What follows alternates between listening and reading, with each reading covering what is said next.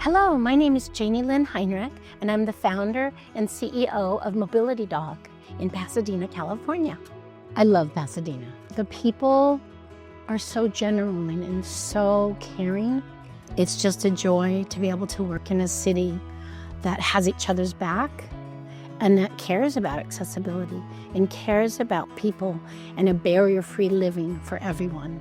Mobility Dog's mission is to advance functional independence for people with disabilities through education, service dogs, and empowerment. Functional independence to us is the freedom to live all of your life, to be able to go anywhere. When you roll or walk out that door, you know that you've got your service dog by your side, and there's nothing that the two of you can't figure out together. And every service dog team looks different. Every team is different. You'll see no two teams the same. Our dogs will get medication and bring it to you. They'll open and close doors. They'll pick up your clothes and put them in the washing machine. They will counterbalance you so you can walk down the street and keep going using just the two of you together. So there's so many things that they do. At home, they make it so people can live independently. They can help them with the transferring into the tub. They can test the water for temperature. All those things, your dog is just there. A service dog works at your side. They're a team. They become an extension of you. You do not become an extension of them, and you work together.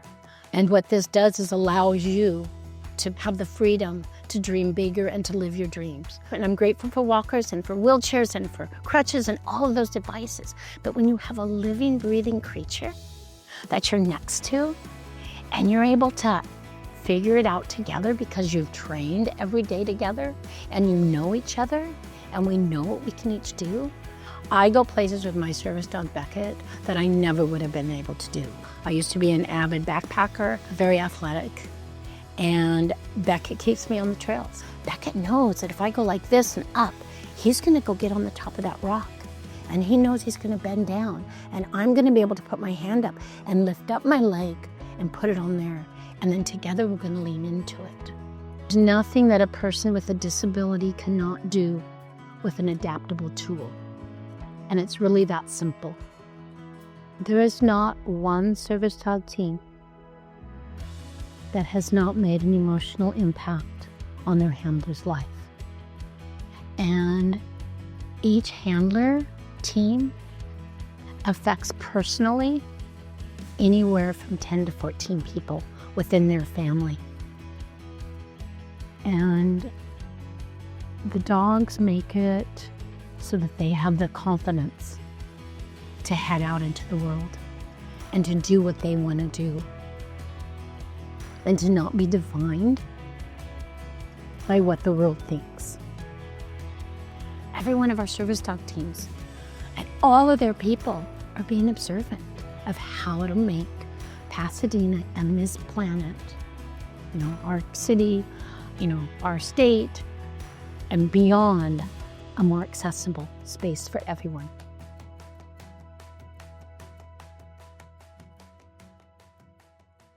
Yeah, hi, my name is Joe Allard, and this is my partner, Charger. We're the Pasadena Police Department's therapy dog team, and I'm retired from the Pasadena Police Department. I retired as a corporal, and I was assigned to detectives for my last 20 years. I got Charger pretty much the month I retired from the police department. It was sort of a gift from my family to me, and I hadn't had a puppy since I was about 8 years old. I've handled dogs. I was the first canine handler, actually, back in 1991. And I had a similar dog, a small dog, was an English Springer Spaniel, and it was a drug sniffing dog. But prior to that, I was a military dog handler, so that's where I come from. So when I got him, I said, well, we're not going to be sniffing for drugs anymore, but we need to do something. It wasn't until the pandemic that I realized how super social he was, that I realized that he needs something to do, because we are locked up for however long we were locked up. We all were in the same boat, but so were our animals. Our dogs, especially, they're very social. They needed to have some outlet. So I thought, where are their needs? And I said, well, my backyard, police department, and especially where I just came from. In order to have a dog become a therapy dog, you have to look just like you would for a regular police dog. You have to look at their characteristics and whether or not they have what it takes to do the task. Therapy dogs are also called comfort dogs. Initially, what we did was we started training with a thing called puppy playtime. And that's just to get the dog socialized with other animals and other people at the same time. So puppy playtime is going to show the owner of the dog how well does he take to other animals and how does he behave with strangers. So he was passing all the tests that I was putting him in about whether or not he was going to be a good candidate. We are a local level therapy dog, and we focus mostly on our officers and employees at the police department. What would you think if I told you if you petted the dog, it would add 5 minutes onto your life? And that's not scientific, but it's kind of a way in which to kind of get their attention. What do you mean 5 minutes on my life? Well, when you pet a dog, things happen in your brain that are actually good, that allows your stress to be reduced, that allows your blood pressure to be reduced. So these are the reasons why we come to a police department. And like I tell everybody, every job has stress. I get that. But there's not every job that says that one day you might not come home because of the ultimate sacrifice. And that in itself is stressful. Officers knowing that still go out there. So what I wanted to do is I want to impact the officers who we do have working. And I don't just mean police officers, I mean the dispatchers, because that's very stressful too. So what we want to do is we want to give them that 5 minutes of comfort while we walk through the police department saying hello to everybody to help them reduce that stress, even for a moment.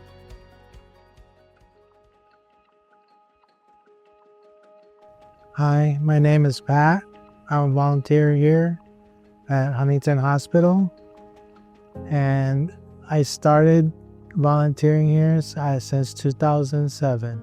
What I have here are 3 generations of pet therapy dogs I've had in the hospital.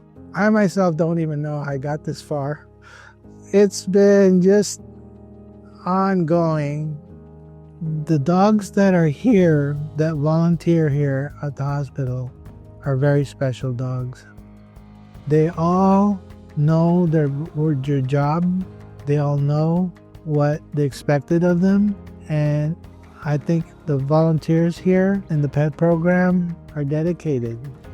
Now we use an organization called Pet Partners, and they started a program where they would evaluate not just the dog, but the handler. And then people are sitting in chairs and they go up and they see if the dog is really interested in visiting. And some of the dogs are really nicely trained, but they're really not into visiting, and you can tell the difference. So, and it's as important that as is the dog well behaved. And then is the owner really supporting the dog, not just standing there talking to somebody over here and ignoring the dog, but always the dog is always in your vision and not asking them to do too much. Not I'm only here as a volunteer, I'm also here as a patient. I was in a car accident and I had a spinal cord injury. And recently we visited a patient that also suffered a spinal cord injury, and it's very emotional for me knowing what he was going through. But at the same time, I just told him, keep your head up, move forward. And we both cried. We both got so emotional, and my dog was there laying in bed with him. And he just said, this meant so much to me. I want to make him feel like I'm there for you. I want to make him feel that, hey, we're here, it's okay. And the part of the pet therapy program is that there's no medication for this. It's all the animal doing all her work and giving comfort. But at the same time, when you leave that room, you cannot take whatever you've seen you got to leave it behind. And that's what Maggie told me, and I'll never forget that. So I think they look forward to not only seeing the dog, but yet some kind of comfort while they're here. It can get really emotional, and I get teary-eyed because I feel like I'm doing something here. I'm just giving back.